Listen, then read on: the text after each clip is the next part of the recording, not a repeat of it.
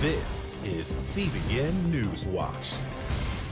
Thanks for joining us for CBN NewsWatch. I'm Mark Martin. At least 6 people are dead and millions are without power after Tropical Storm Isaias tore up the East Coast.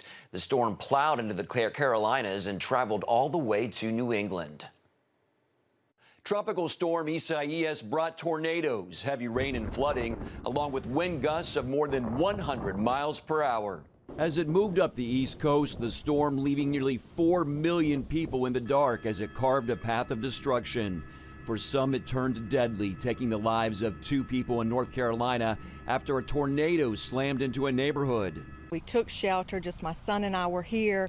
We ran to the center of the house and got in the closet, and then it was gone as quick as it started. Joseph Hicks says the winds blew apart his Delaware home, but he's grateful he and his family are alive. As we were approaching the basement, I saw the tree lifting up out of the ground. And at that point, that's when I saw the whole back of the house coming off of the property. First thought is, thank God that we're here. God spared my wife, and my boys, so we're here. So I can replace a house. Officials project the Schuylkill River in Philadelphia to crest at more than 15 feet. That's the highest level in more than 150 years. Outside the city, rescuers help these children get to safety from a second-story window. I'm pregnant, so I was at an OBGYN appointment. I left maybe a little bit before 10, and it was definitely not like this. And take a look at what happened here during an interview. A sparking power line explodes. I'd jump out of the way, too. Weather officials say residents still need to be on their guard. Even as the storm moves out, flooding is a big threat in some areas. Now to the latest on the coronavirus pandemic. For the 9th day in a row, the U.S. averaged more than 1,000 coronavirus-related deaths, pushing the death toll past 156,000. Some states seeing a surge in cases, extending restrictions. Louisiana is pausing the next phase of its reopening, while Mississippi now making masks mandatory at public gatherings, at least for a couple weeks. However, the latest FEMA memo suggests the U.S. could be coming down from its peak, noting only 7 states are seeing an upward trend in new cases, and the number of fatalities in the country has declined about 7% from the previous week, though health experts say that may not last long. When the weather gets colder, people start spending more time indoors, we will see a number of cases starting to rise. The coronavirus pandemic has now killed more than 700,000 people worldwide. In California, COVID-19 restrictions have prompted the governor to order churches to cease in-person assembly indefinitely. Grace Community Church, based in Los Angeles, says they have been the target of unconstitutional religious discrimination and are continuing to hold services citing their religious freedom protections of the United States and California constitutions. And joining us now with more is one of the attorneys representing the church, Jenna Ellis. Jenna, tell us a little bit more about what's going on specifically in this case. Break it down for us. Yeah, well, the first thing that you need to know, Mark, is that it's not the church that's defying the Constitution. It's the state of California and the health officials there. So the constitutions of both the United States and the state of California protect the right of free exercise of religion as well as freedom of assembling. And so for the state of California and any of their officials to tell a church that you cannot perform what is integral to exercising your faith in terms of gathering together, singing, and holding your services indefinitely is not only unreasonable and inappropriate, but it's not a compelling interest, and it's certainly unconstitutional. There is no law in California that would allow this, and it's absolutely unconstitutional. So the church here is simply standing firm, saying we will be open. We are free to exercise our sincerely held religious beliefs that are fundamental rights that are protected and preserved by the Constitution, that, by the way, the state of California is obligated to protect and preserve for the church. And instead of that, they're targeting and persecuting, harassing, and discriminating against the church. The order for churches to halt in-person services, it is statewide, as you know. Are other churches like Grace Community also standing up against it? There are a few other churches in the state of California that have received similar cease and desist notifications. In fact, just this morning, I learned that there's another church in the California area that's gotten a specific notice. And that's what Pastor John MacArthur is hoping to do through the statement that's provided that you can look at gracecommunitychurch.org, which is a statement that was unanimously ratified by his entire elder board that's encouraging pastors to simply stand firm for the truth. This church has been standing firm on the truth of the Word of God for the past 63 years, and the New Testament Church of Christ for the past 2,000 plus years as the Church of God. And so what he is hoping to encourage others through his stance is that pastors across the nation would simply stand firm on truth and stand up for our sincerely protected religious beliefs. And overall, Jenna, what are you hoping is the outcome here from this case? Well, I would hope that California and all of the governors across the country recognize that church is essential and that we need to be able to have our church services. And what no one is talking about, Mark, is that there is actual harm that's being occurring to not only parishioners, but to the church congregants and to the communities by forcing these church closures. And that harm isn't just an unconstitutional infringement, but it's actually a community health harm. And so what I'm hoping is that through the awareness of what the services that are being offered by the church and recognizing what an unconstitutional infringement this is, that the state of California will recognize that this is wrong and that they will simply back off and allow the churches without a fight to continue. And quickly, we've only got about a minute left, but this has been an issue since the beginning of COVID closures. Why are we still seeing states pick and choose what to restrict? That's what's remarkable about this, is because you've seen that governors in states think that they're the arbiters of what is and is not an essential business or service or church, and they don't have that authority. Now, in the very beginning, churches, even like Pastor MacArthur's, were willing to, for a very brief and limited time, close their doors and comply with orders. We want to be good citizens, but as this pandemic continues, it's unreasonable and it's frankly unwarranted to say that a church would need to close its doors for up to a year, like some are already volunteering. So for the government to think that it can be the arbiter of what is and is not an essential service is unconstitutional, and we would stand firm on the truth that church is essential. All right, constitutional law attorney Jenna Ellis. Thank you, Jenna, for your time today. Thank you, Mark. Turning overseas, an incredible explosion in Beirut yesterday is being called Lebanon's 9/11, one day after the worst disaster in its history and a country already on the verge of collapse. The Lebanese people are devastated by the tragedy. Chris Mitchell has the story from Jerusalem of a catastrophe that will have consequences throughout the Middle East. It looked like the explosion of an atomic bomb.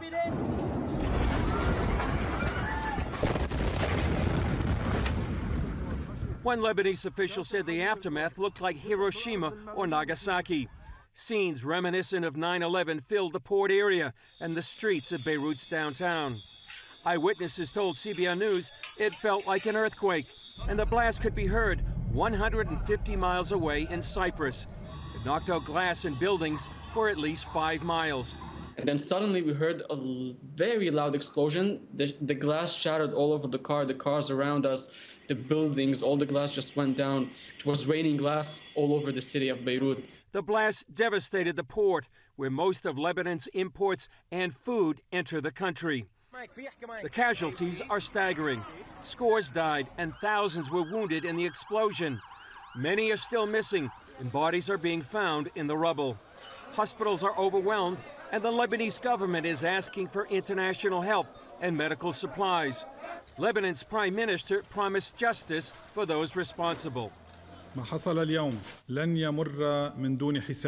What happened today will not pass without accountability. Those responsible will pay the price for this disaster. This is a promise for the martyrs and the injured. Lebanon's head of security said nearly 3,000 tons of ammonium nitrate that had been stored at the port for 6 years exploded.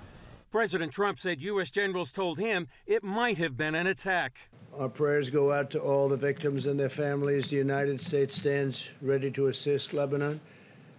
have a very good relationship with the people of Lebanon, and we will be there to help.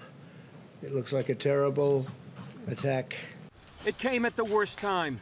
The blast, a colossal blow to a country that was already on the brink of collapse after years of mismanagement and corruption. Their currency has collapsed. Their economy was devastated with one of the worst debt ratios in the world. Then COVID-19 hit. Before the pandemic, tens of thousands of Lebanese took to the streets to demand a new government, and many have already fled the country. The blast will affect the wider Middle East, and questions remain. Will the government remain in power, and how will Lebanon rebuild? Isaiah the prophet said one day Lebanon would be a fruitful field, but right now the Lebanese are facing more misery. Church leaders are asking for prayers for the Lebanese people as this Middle East country faces the toughest time in its history. Coming up, how the Trump administration is stepping in to help combat human trafficking. But before we go to break, here's a look at what's trending on CBNNews.com.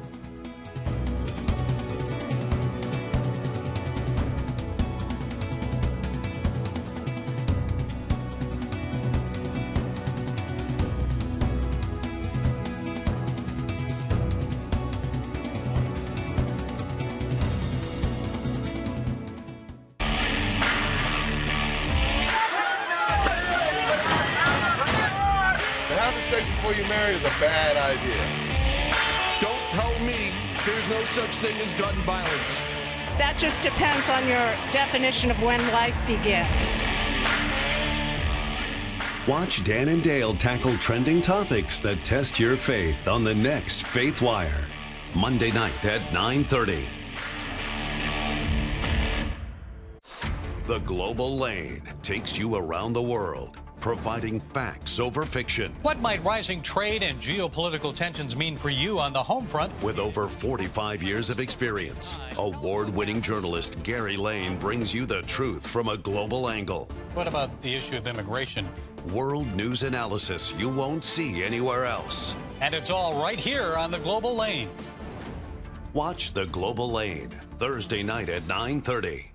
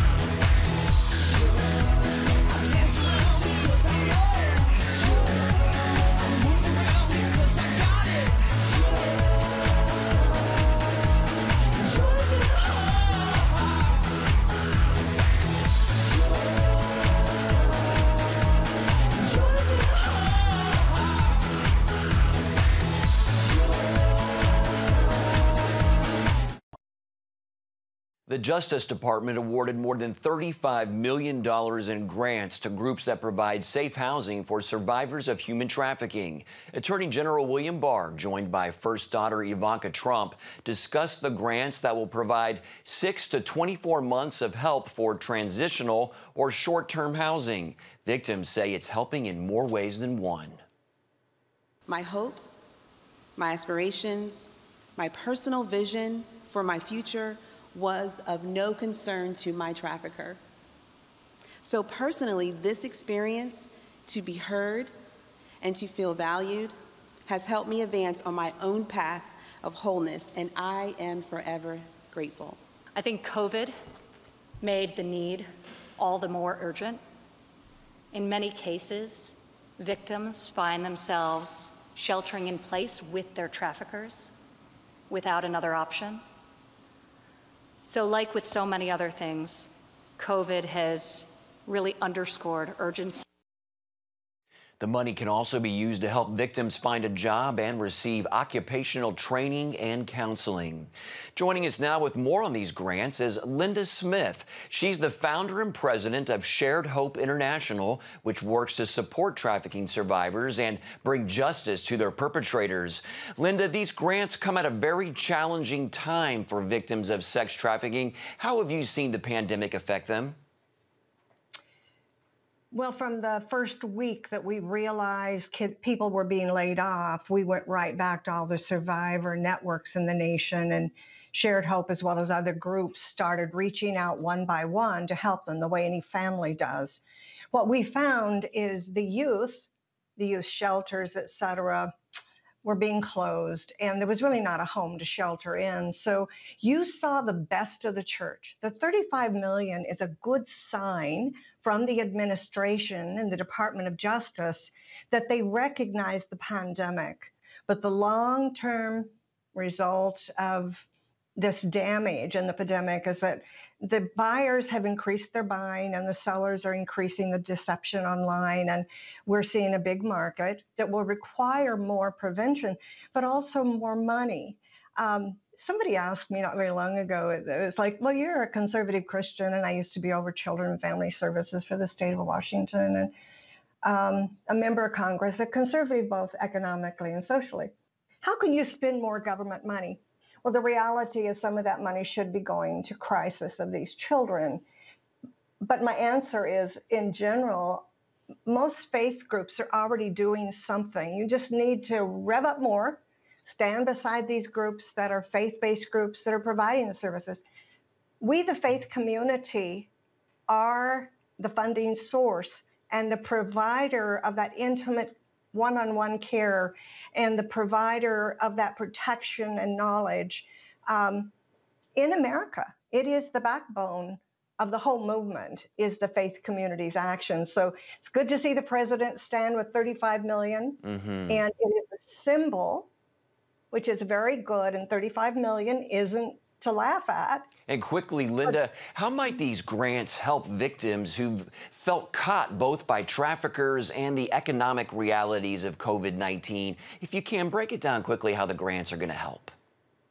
Well, there is a variety of grants. They've been in the works a while at the Department of Justice, and they go to intervention, prevention, which would mean they can go to just anybody on the street trying to help or helping street people. It can help the survivor who is out there who has lost a job and barely connected, and it can help things like that. Then there are some that deal with just the survivor housing, and it can help in that way. Temporarily, it's very, very important. I don't know if the $35 million will be distributed soon or not. I have to ask that question yet. But bigger, it just simply says it's there. So many people don't know it. And so you that hear this, don't think the government's doing it all. They shouldn't and don't. Step up and help somebody local. So the grants are a good sign of the proactive nature of this presidency, fighting trafficking, the trafficker, and the survivor. And we just recently sent messages saying, hey, go after the buyer. They're driving this market. And we hope that they will pick this up as an issue also. All right. Fighting those that drive the market. All right, Linda Smith of Shared Hope International. Thank you, Linda, for your time today. You're welcome, and thank you for having this issue up.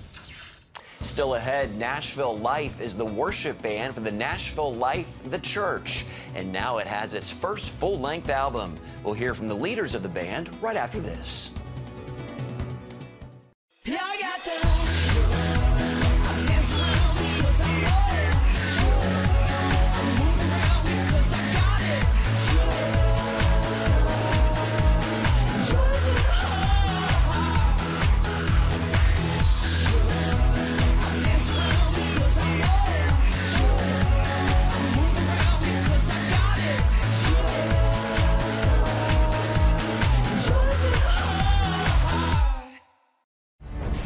On the home front. Thanks for joining us for CBN's On the Home Front, where we highlight what the men and women of America's military do to defend our country. CBN honors the men and women in our military with an initiative called Helping the Home Front. It partners with churches across the country to meet the needs of their military families, from repairing homes to wiping out medical bills for wounded veterans. On the Home Front, Tuesday morning at 10:30. If you want to be an attorney with a passion for serving people and for excellence, Regent University needs to be high on your list. Regent's award-winning law school doesn't just create lawyers. We create leaders, judges, prosecutors and defense lawyers, civil litigators, and leaders in government. My focus has been trying to really make sure we have the future leaders we need for the bench and the bar and for society generally. You'll learn from highly credentialed leaders who are current and former judges, distinguished scholars, and ACLJ counsel. I'm so glad I chose Regent. The relationships here have been amazing. The faculty have been amazing. Not everybody's called to the same thing when they leave law school, but they're called by a God who has a purpose for their lives, and He is going to use that education to make a difference in the world. Regent will prepare you to be a purpose-driven, practice-ready lawyer. To start your rewarding law career, complete the online application, submit your transcripts, and take the law school admissions test by July. Apply today. Nashville Life Music provides the weekly soundtrack for Nashville Life Church, and the worship band has now released its first full-length studio album. It's called Here for Jesus, and band leaders Alvin Love III and Dwan Hill spoke to us about it on Studio 5. Just think of one good time that you've been blessed. I'm sure you can find one thing that God has done for you. That's a fresh yet familiar sound from Nashville Life, a church worship band and recording artist with a new project, Here for Jesus. This is your first studio project for Nashville Life? It is. Our last two have been live, and this one was an in-studio album. Yeah. Was it intentional to take us back to the 70s? Yeah, intentional. Kind of progressively, we started writing some songs, specifically the single Sing a Song started in that era in terms of style and genre and sound. Sing a song to the one who's been loving us since forever.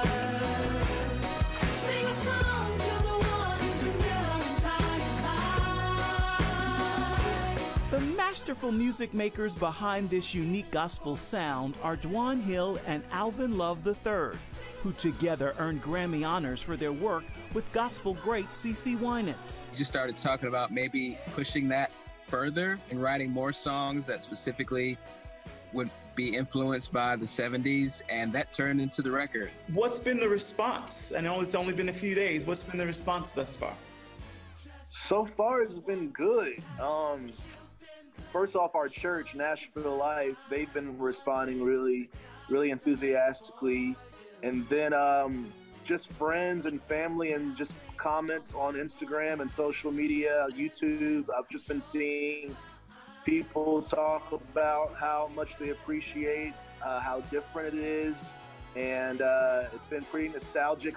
A lot of my friends' parents are really loving it. I think they are really getting some nostalgic vibes with the 70s references. Now, I have to ask, since you mentioned your friends' parents, what about your mom and dad? For people who don't know, your mom is CeCe Winans, who you produced for, and Dwan as well produced for. What'd she say? She loves it. They actually just had an 8-hour road trip the other day, and they said they were listening to it on repeat, and they had a little dance party in the car. So they FaceTimed me from the car, and she was just screaming and dancing to it. So I think they like it a lot. One of my favorite things is still to sit at a piano and just play some of my favorite songs. Something about those black and white keys that just give me joy and peace. When not leading worship at Nashville Life Church, Dwan is also a recording artist and music director. Dwan, you have served as music director for CeCe Winans as well as Lauren Daigle. What's the difference in working music in your church versus working with some of those beautifully talented solo artists? Yeah, that's a good question. Well, church happens every week, every day. Church doesn't stop. You know, it's interesting.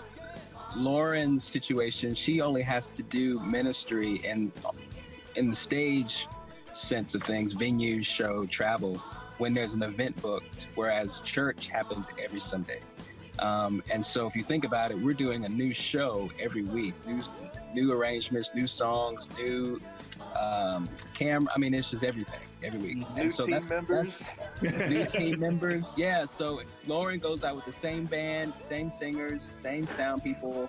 Ours rotates on a weekly basis. So when you really think about it, it requires the grace of God and the power of God that it actually happens at the level that we need it to happen, or I believe that God wants it to happen. All glory, all glory, all glory to you, Lord. All glory, all glory, all glory to you, Lord. Yeah. And for more uplifting entertainment stories, be sure to check out an all-new Studio 5 tonight at 9:30 Eastern on the CBN News Channel. Don't go anywhere. We'll be back right after the break. If you want to be an attorney with a passion for serving people and for excellence, Regent University needs to be high on your list. Regent's award-winning law school doesn't just create lawyers. We create leaders, judges, prosecutors and defense lawyers, civil litigators, and leaders in government. Ready to become a purpose-driven, practice-ready lawyer? To start your rewarding career, complete the online application, submit your transcripts, and take the law school admissions test by July. Nutrition, exercise, essential oils, weight loss, and more. It's Healthy Living with Lori Johnson. Talk about what's in this. Join CBN health reporter Lori Johnson to get the latest information from today's top health experts. This is fantastic. Find out what you need to know to live a healthier life. Watch Healthy Living, Tuesday night at 9:30. Woohoo! Hi, Superbook fans. Here's something else you'll love. Whoa! It's the new Superbook Bible app. It's packed with games, activities, and Superbook episodes that you can watch for free. Oh, no! There's trivia, a fun daily devotional, and answers to your Bible questions. Plus, an easy-to-understand Bible the whole family will enjoy. You can even create your own Superbook character. Ta-da! Whoa! No spur falls, man. Come. Sorry, pardon me. Sorry, excuse me. Ouch! Are you getting this? Earn super points to win daily prizes, too. And so much more! Time to get back to my adventures. See you soon. It's the new Superbook Bible app. Free downloads on iTunes, Google Play, and Amazon. Everyone's favorite fixer-uppers Chip and Joanna Gaines have announced good news. Their hit TV show will be coming back. The popular home renovation show originally aired on HGTV and ended in April 2018 after 5 seasons. Now it will be returning to the small screen in 2021, set to air on the Gaines-owned Magnolia Network. Their new TV channel, which was originally slated to debut this October, but has been pushed back to 2021 due to the pandemic. The Gaines told People magazine, quote, "The day we wrapped our final episode of Fixer Upper, we really believed it was a chapter closed. We knew we needed a break and a moment to catch our breath, but we also knew we weren't done dreaming about ways to make old things new again." Good for them. That's going to do it. Have a great day.